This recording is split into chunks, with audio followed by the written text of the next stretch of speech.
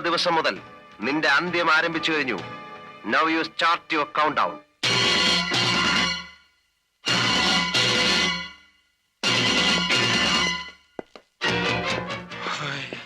ചോദിച്ചായോ? ഞാൻ ചോദിച്ചല്ലേ ഇത് വേണോന്ന്. ഇപ്പൊ എന്തായി?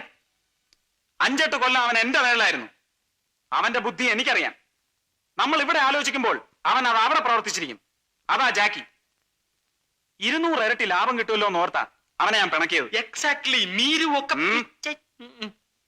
ഇനി അവന്റെ കാര്യം ഞാൻ നോക്കിക്കോളാം. ശേഖരൻകുട്ടി, ഞാൻ അന്നേ പറഞ്ഞതാ ഈ അച്ചായനുമായി ഐക്യമുന്നണി വേണ്ട, നഷ്ടമേ ഉണ്ടാവൂന്നും കയ്യിലുള്ളതും കൂടി പോവൂന്ന്.